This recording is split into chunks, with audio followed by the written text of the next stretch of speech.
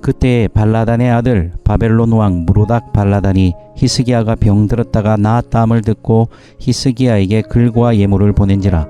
히스기야가 사자들로 말미암아 기뻐하여 그들에게 보물창고 곧 은금과 향로와 보배로운 기름과 모든 무기 고에 있는 것을 다 보여주었으니 히스기야가 궁중의 소유와 전 국내의 소유를 보이지 아니한 것이 없는지라. 이에 선지자 이사야가 히스기야 왕에게 나와 묻되 그 사람들이 무슨 말을 하였으며 어디서 왕에게 왔나이까 하니 히스기야가 이르되 그들이 원방 곧 바벨론에서 내게 왔나이다 하니라. 이사야가 이르되 그들이 왕의 궁전에서 무엇을 보았나이까 하니 히스기야가 대답하되 그들이 내 궁전에 있는 것을 다 보았나이다. 내 창고에 있는 것으로 보이지 아니한 보물이 하나도 없나이다 하니라. 이사야가 히스기야에게 이르되 왕은 만군의 여호와의 말씀을 들으소서. 보라, 날이 이르리니 네 집에 있는 모든 소유와 네 조상들이 오늘까지 쌓아둔 것이 모두 바벨론으로 옮긴 바 되고 남을 것이 없으리라. 여호와의 말이니라. 또 네게서 태어날 자손 중에서 몇이 사로잡혀 바벨론 왕궁의 환관이 되리라 하셨나이다 하니 히스기야가 이사야에게 이르되 당신이 이른바 여호와의 말씀이 좋소이다 하고 또 이르되 내 생전에는 평안과 견고함이 있으리로다 하니라. 아멘.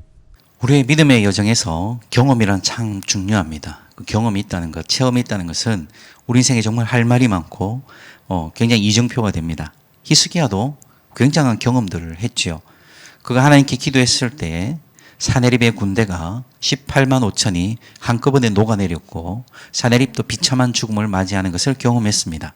그가 죽을 병이 걸렸지만 하나님께 기도했을 때 그의 인생이 연장되고 그의 시간이 다시 연장되었습니다. 그 와중 가운데 또 해시기의 그림자가 10도로 밀리는 초자연적인 경험도 했었죠. 이런 경험이 그의 신앙에는 어떤 역할들을 했을까요? 예, 참 중요한 역할을 했을 것입니다. 그러나 오늘 우리가 묵상하게 되는 히스기야의 삶에서 인생에서 참 중요한 것은 경험이 아니라 즉 하나님을 믿음은 경험 그 이상 즉 경험 자체가 아니라 그 경험과 함께 바탕되어지는 삶의 태도와 방식이라는 것을 깨닫게 됩니다. 우리가 이런 결론을 내리면서 우리가 한번 살펴볼까요? 히스기야가 이런 여러 와중 가운데 아수르와 이 전쟁도 벌였고 또 그가 병에 걸려서 나았고 이런 여러 가지 소식들이 이 주변의 나라들에게 전해졌습니다. 그리고 누가 찾아옵니까? 발라단의 아들 바벨론 왕 무로닥 발라단이 히스기야에게 사신을 보내어 찾아온 것입니다. 히스기야가 병들었다 나았다. 그냥 위문차 병문안차 온 것이 아니라 이것은 뭐죠? 바로 사신을 보내므로써 당시의 밭아수르 동맹, 이 아수르에 대한 대항하는 동맹체, 즉 외교적인, 정치적인, 군사적인 파트너십을 제안하기 위한 이 사신이 이 방문을 한 것입니다. 그래서 사실은 조금 더 본문을 이해하는 데서 도움이 되자면 유다를 굉장한 힘으로 본다거나 유다를 굉장히 중요하게 여겨서가 아니라 유다를 꽃놀이패, 그냥 자신들의 어떤 그 유익과 이익을 위해서 써먹을 하나의 패로서 이 유다에게 사신을 보내고 유다와 화친하는 정책을 벌이려 하는 것입니다. 그런데 이러한 바벨론 왕의 사신 그리고 그 사신으로부터 바벨론 왕의 편지와 예물을 받아든 히스기야의 반응이 놀랍습니다. 2절을 한번 보실까요? 히스기야가 사자들로 말미암아 기뻐하여 급흥분하는 거죠. 급흥분. 왜냐하면 바벨론의 제국, 그 바벨론의 힘, 그 당시 주목받는 아주 슈퍼파워 중에 하나, 아수르에 비견할 만한 힘을 가진 바벨론의 왕이 자신을 향하여 사신을 보내온 것입니다. 뭔가 어떤 것입니까? 주목받고 존중받는 느낌? 예, 이런 느낌을 받아버린 것이죠. 와, 누가 찾아왔어? 바벨론 왕? 우와, 이러면서 가슴 속에 이 흥분이 급상승합니다. 그러면서 그가 흥분한 나머지 요즘 말로 봉인이 해제된다 그러죠. 그의 마음속에 있던 하나님을 향한 신앙, 하나님을 향한 믿음 자체가 한순간에 사라지는 것을 보게 됩니다. 어떤 일을 합니까? 자, 사신들이 왔는데 그런 사신들과의 어떤 외교적인 군사적 행보를 논의할 수는 있죠. 그러나 그가 하고 있는 것은 뭡니까? 사자들에게 사신들에게 뭘 보여주죠? 2절 보십시오. 보물의 창고, 즉 자신이 가지고 있는 경제력 그리고 무기고 자신의 군사력, 즉 자신의 세와 자신의 힘을 과시하고 있다는 것이죠. 모든 것을 공개해 줍니다. 심지어 뭐라고 얘기했습니까? 2절 후반부에 보니까 보여주지 아니한 것이 없다. 이것은 뭐지요? 내가 가지고 있는 이 소유, 나의 경제력, 군사력, 나의 정치적인 파워가 바로 내 자신, 나의 존재 가치라고 여기는 것이죠. 즉 내가 소유하고 있는 돈이, 내가 거머쥐고 있는 권력이, 내가 보여줄 만한 어떤 위세가 나라고 생각하는 것이죠. 그러나 이 모든 것은 어디로부터 온 것이죠? 사실은 히스기야의 힘으로 얻은 것이 아니라 하나님의 영광과 하나님의 은혜 가운데 하나님께서 주신 것이죠. 그러나 히스기야는 그것이 이게 마음속에서 그냥 사라져버립니다. 바벨론의 사신이 찾아오는 그 순간부터 급흥분하며 자신의 존재 가치를 이런 식으로 증명하고 싶어 합니다. 우리도 어떻습니까? 세상 가운데 이렇게 우리의 가치를 증명해 보이고 싶은 마음이 없나요? 무시당하고 싶지 않고 주목받고 싶고 존중받는 것. 딱 뭔가 이렇게 뭐니 해도 머니를 딱 보여주고 뭔가 이렇게 내가 좀 좋은 옷 입고 내가 뭔가를 가지고 있는 걸 보여주면서 이게 나야. 나 이 정도 나 고급진 사람이야 라고 과시하려고 하는 마음.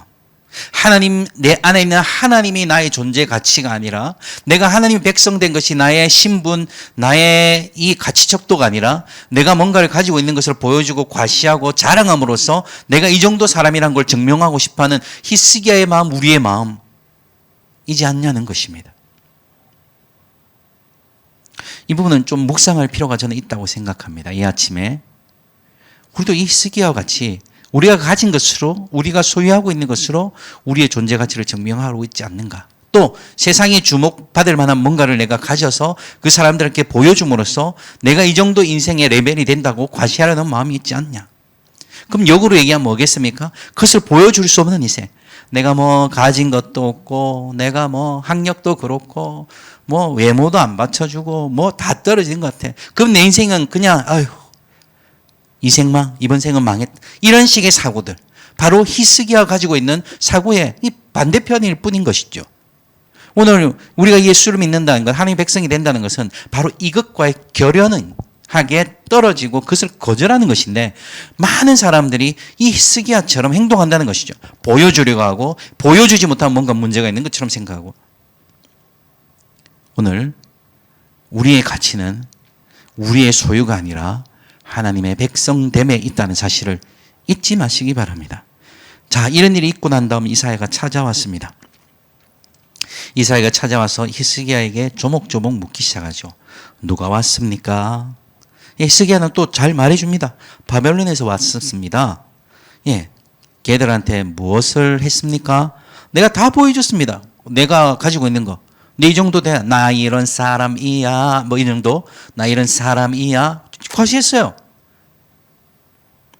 그때 이사야가 히스기야를 책망합니다. 5절에 보십시오. 이사야가 히스기야에게 이르되 왕은 만군의 여호와의 말씀을 들으소서. 왕이여 정신 차리십시오. 당신이 들어야 할 것은 바벨론 왕의 글이 아니라 하나님의 말씀입니다. 당신이 주목해야 할 것은 그들이 약속하는 영광이 아니라 바로 하나님의 영광입니다. 그래서 그를 책망하며 결국 그가 자신의 가지고 있는 소유와 자신의 가지고 있는 힘을 통해서 자신을 과시하려고 했던 그 교만함이 어떤 결과를 낳을 것인지를 보여줍니다.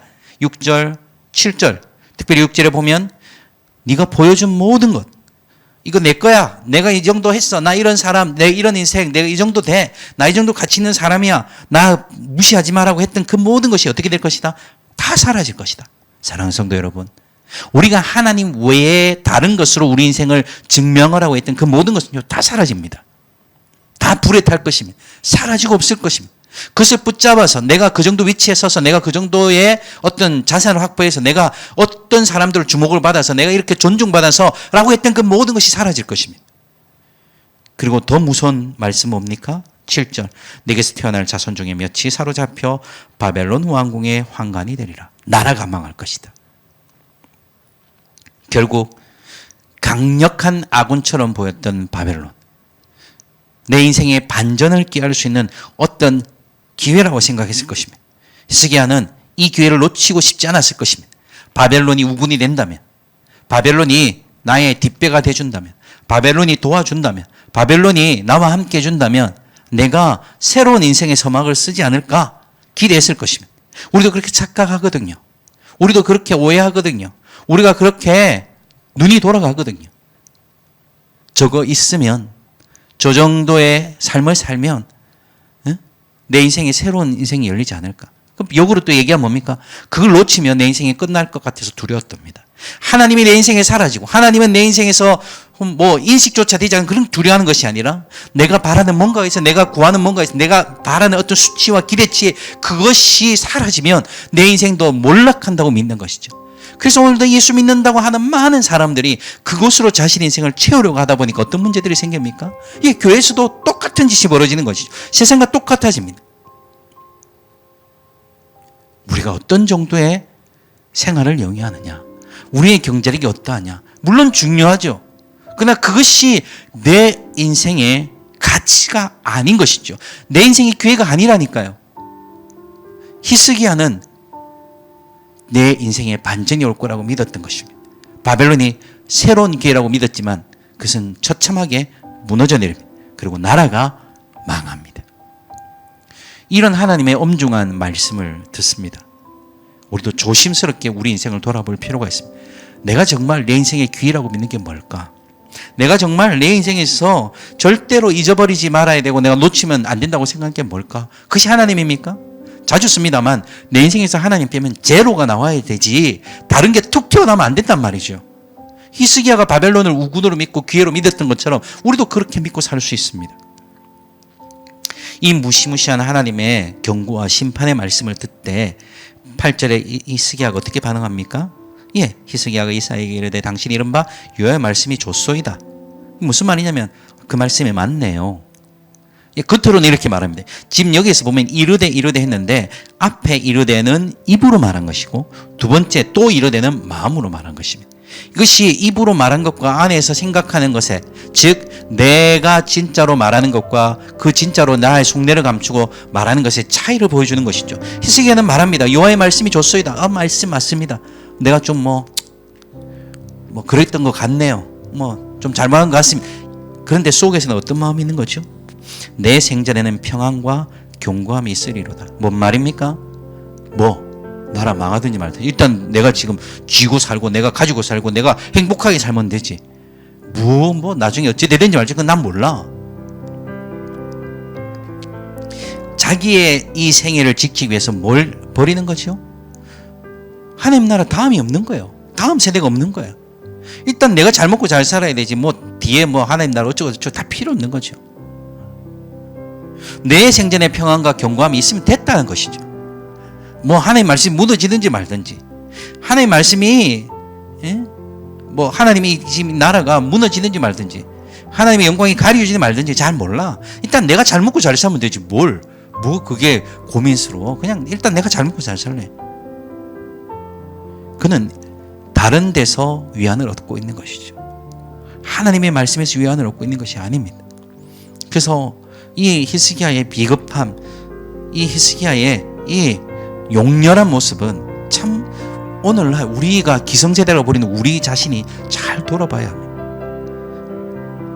우린 과연 무엇을 바라보고 있을까? 일단 내가 잘 먹고 잘 살면, 일단 우리 집이 잘 되면 됐지 부흥이니 다 필요 없고 일단 내 인생 내가 원하는 수준을 살아야겠다 생각한다면 우리도 이 히스기야와 같은 용렬한 인생, 참 어떻게 보면 비겁하고 쪼잔하고 정말 가치 없는 인생을 살 수도 있겠다라는 생각을 하게 됩니다. 사랑하는 성도 여러분, 히스기야는 믿음의 놀라운 경험을 했습니다. 그러나 그 경험만으로는 우리 인생에 변화가 일어나지 않습니다.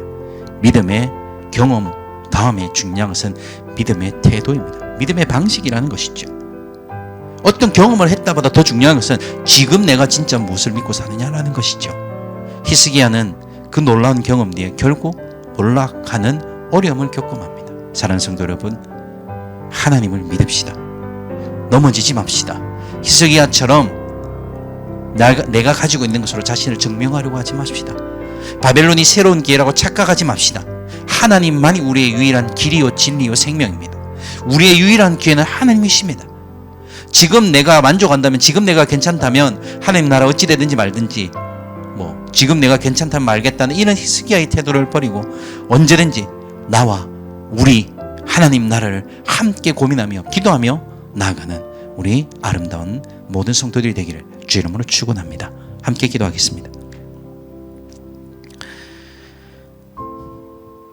하나님 아버지, 아수르의 침략과 병에 걸렸음에도 불구하고 믿음으로 기도했던 히스기야가 한순간에 자신의 위세와 자신의 세력을 믿고 그것이 자신의 존재 가치인 줄 착각하며 무너지는 모습을 봅니다.